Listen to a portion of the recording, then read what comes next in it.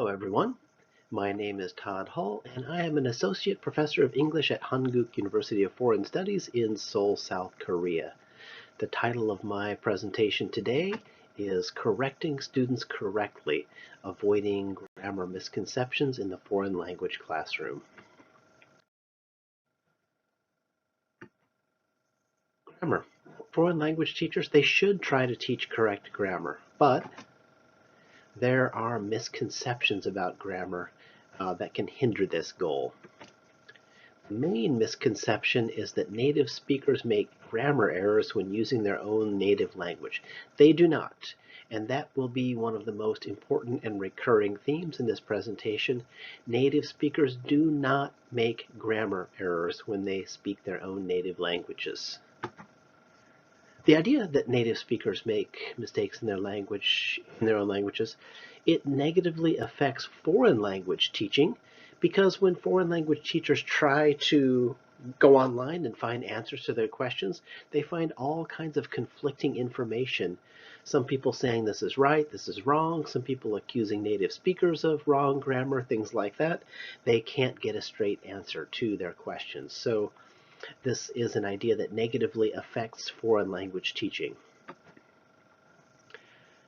The main cause of this misconception that native speakers can make grammar errors in their own language is the conflation of formal and informal style, a conflation of grammar and style, which leads to informal usage being incorrectly stigmatized as quote-unquote wrong grammar.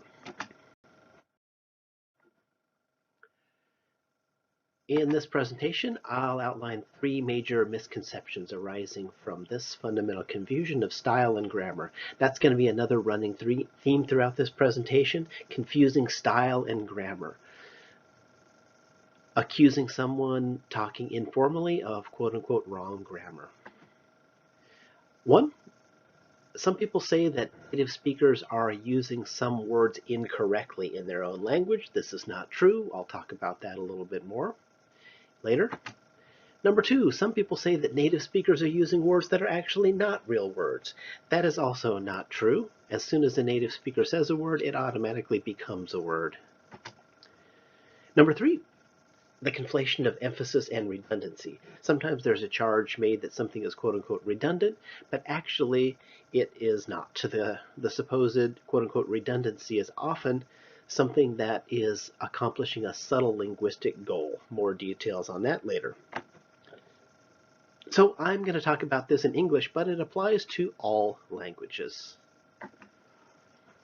Finally, what I'll do in the knowledge of all of this, now, when we know all of this information, that native speakers do not make errors in their own language, etc., what are we supposed to do with that knowledge? What are we supposed to do as teachers? What are we supposed to tell our students to do?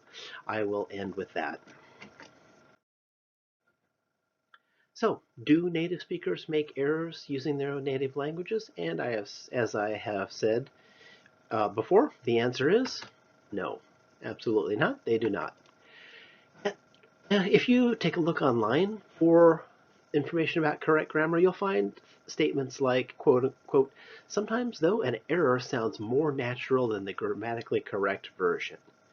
Simply, that is not correct, but it's a common misconception. So when scholars of language, not lay people, describe how native speakers use languages they were born into, they say that, and this is uncontroversial, native speakers do not make grammar errors in their own language. Now, we define native speakers as cognitively normal adult native speakers. Now, native speakers, they make slips of the tongue. They're talking too fast, they get tripped up, they have long sentences, they get a little bit tripped up on long sentences, but those are not grammar errors. Those are just slips of the tongue. So what is correct grammar?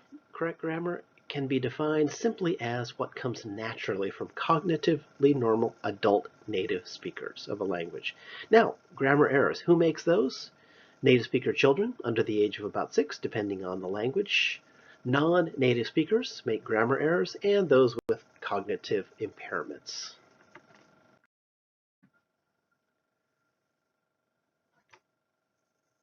Right, the main point here is conflating grammar and style, mistaking informal usage and language change for quote-unquote wrong grammar. So scholars of language are what are called descriptivists. They describe how a language is actually used, how people do talk.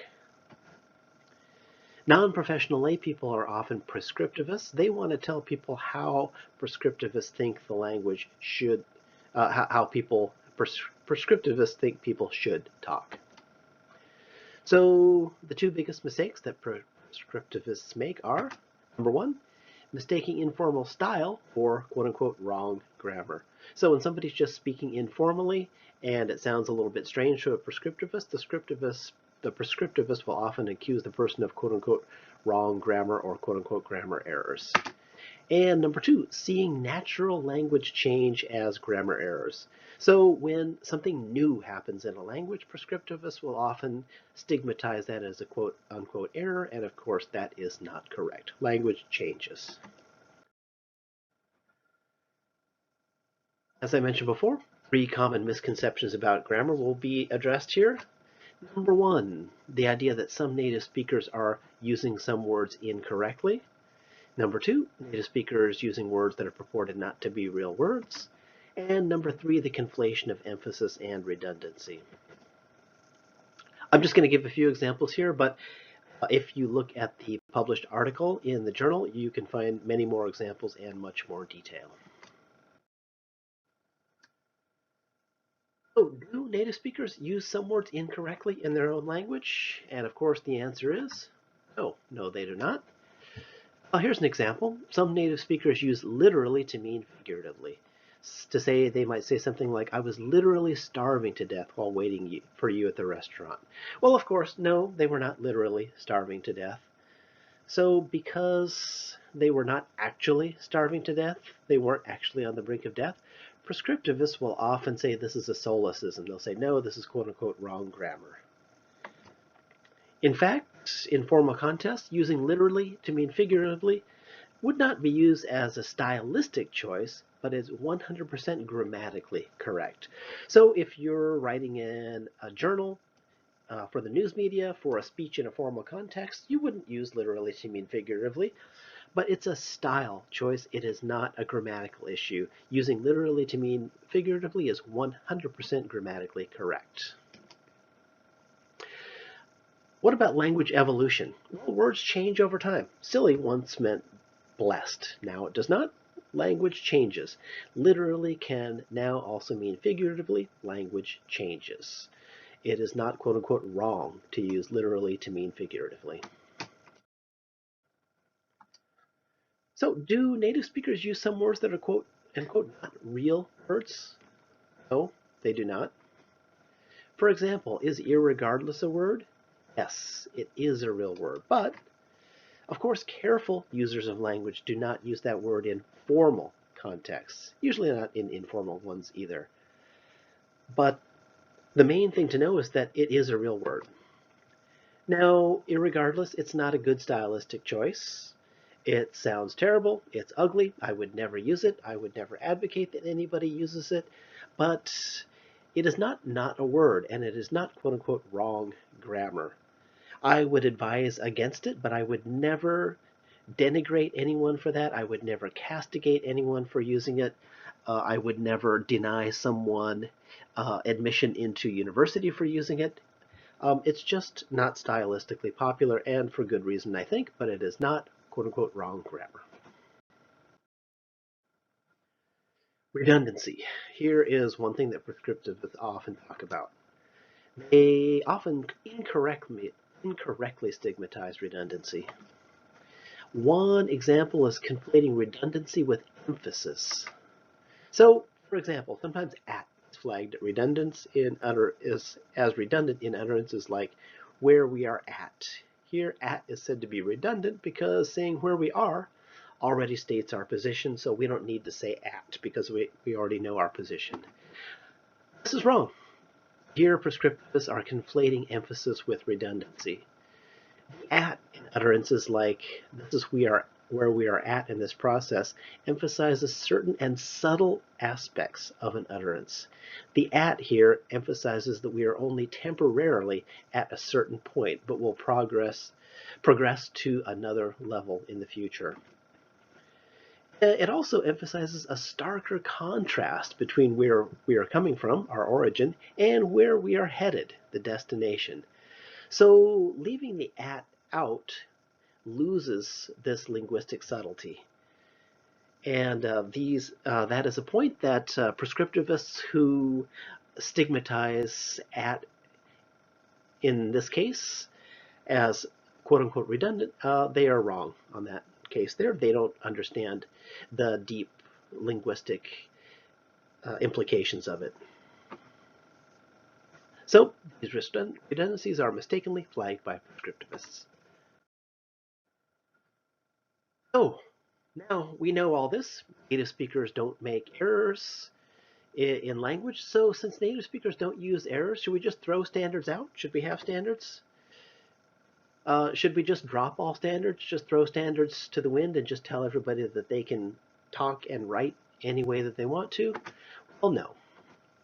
We should have standards, but the standards should advocate for stylistic preferences. They should not be standards that are denigrating purported quote-unquote wrong grammar.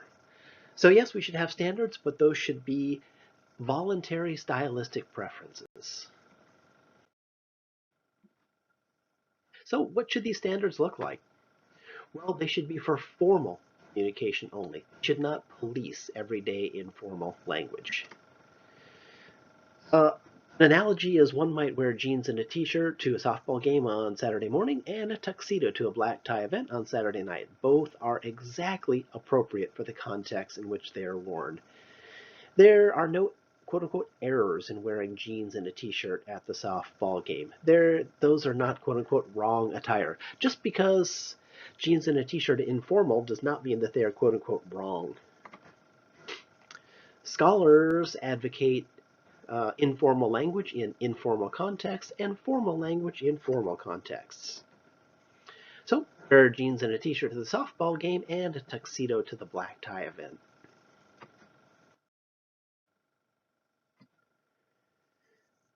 So those are the standards. Now, what should we do? What should we tell our students to do? And what should we do and what should we tell our students to do? Well, so should we just tell the students, just do anything you want? You know the truth now. All those prescriptivists, they don't know what they're talking about. You do know what you're talking about, so you can just do whatever you want?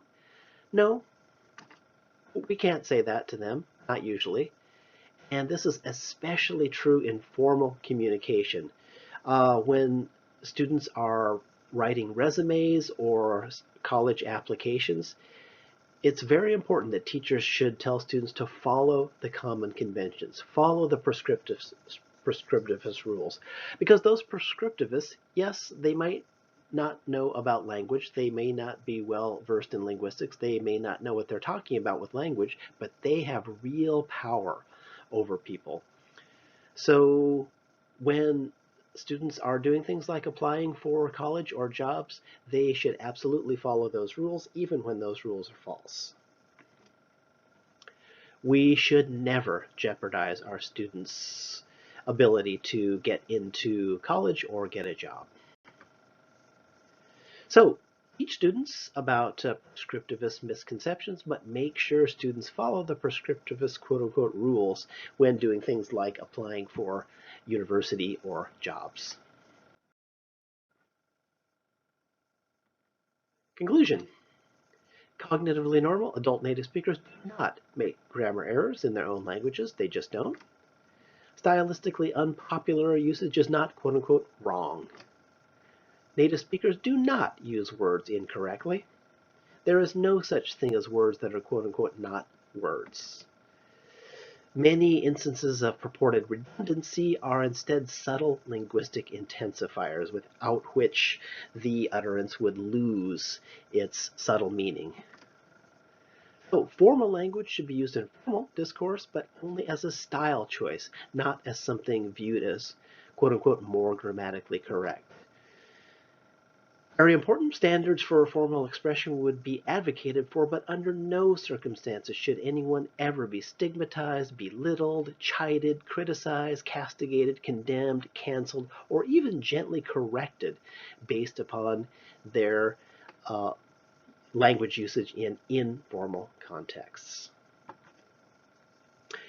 Again, we have to remember it is necessary to follow the existing conventions and prescriptivist quote-unquote rules in areas that really affect people's lives, such as applications for education or jobs. And finally, thank you very much. I really appreciate the chance to present at this conference, and I thank everyone greatly.